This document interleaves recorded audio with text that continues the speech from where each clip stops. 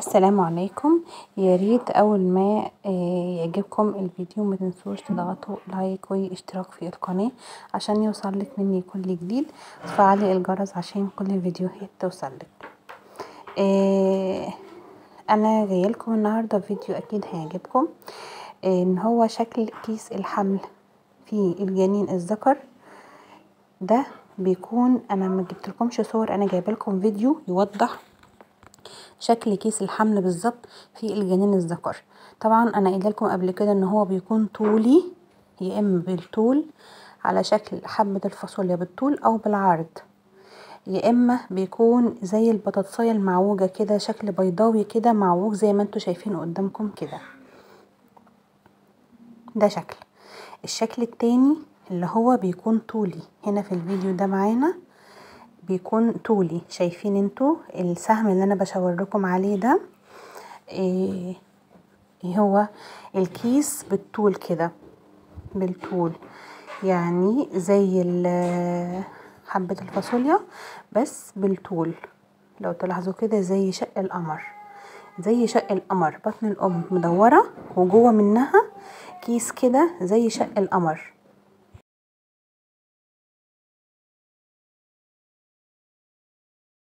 زي ما انتوا شايفين كده معايا. طبعا سيبكم بقى من موضوع ضربات القلب اللي اقل من 150 بتبقى ولد، وازيد من 150 بتبقى بنت. لا، مش لازم. اهم حاجة الكيس. تشوفي الكيس كويس قوي وركزي. الدايرة الاولانية دي هي البطن، تمام، بطن الام.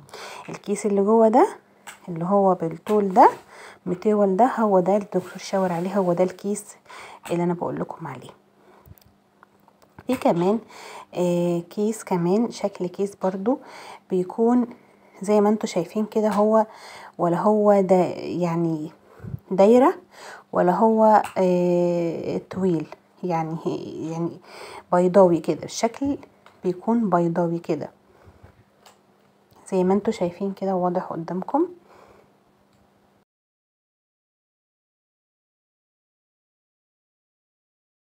هنا بقى الجنين بيكون كبر شوية، فمش بتبقي عارفة تاخدي بالك من شكل الكيس. هنا ده الجنين ده ذكر، بيكون طبعا كبر شوية، فبيكون الكيس يعني بيضاوي كده. انما من اول شهرين تقدري تحددي. اول شهرين، الشهر التالت برضو بيبقى في نص التالت كده لحد التالت، تقدري من شكل الكيس تعرفي الكيس. زي ما انا ما قلت لك، يا بيضاوي يا مطول بالطول كده من فوق زي شق القمر، يا اما بالعرض مطول زي الفاصوليا بيكون ولد. بعد الشهر التالت بقى بيكون بالشكل اللي انت شايفاه ده بيضاوي. اول الدكتور ما بيجي يفتح السونار بيظهر شكل كيس بيضاوي برضو بيكون ولد. عشان البنات اللي بيبعتولي على الواتس وبيبقوا محتارين مش عارفين يحددوا، فانا جبت لكم في اول الشهور وفي اخر الشهور برضو بيكون شكل الكيس عامل ازاي. اما لو بنت بتبقى دائرية، تمام. هنا برضو شكل الكيس متول بالطول، متول. فبيجي الدكتور خلي بالكم يعني الدكتور لما بيجي يحدد بالجهاز كده بيقفل وبيفتح، فبيرجع تاني دائري وبيرجع تاني للشكل الطبيعي بتاعه.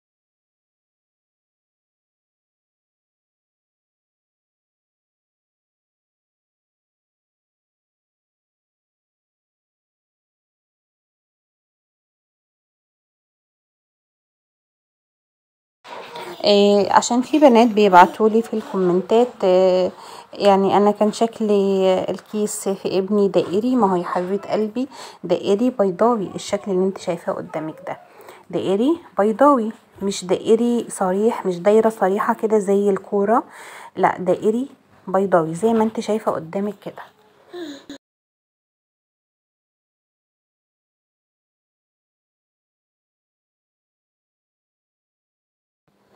عفوا.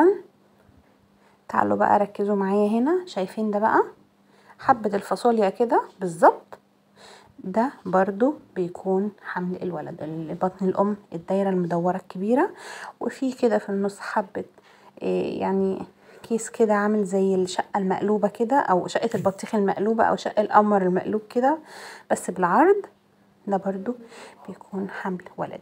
يبقى انت عندك كذا شكل للكيس، فأرجوكم تركزوا، أرجوكم تركزوا عشان ما تتلخبطوش وتتوهوا. ده شكل ماشي، والشكل اللي بيبقى مطول زي ده شق القمر بس مطول، والشكل البيضاوي. يا ريت ما ننسيش اللايك وتشتركي في القناة، والسلام عليكم.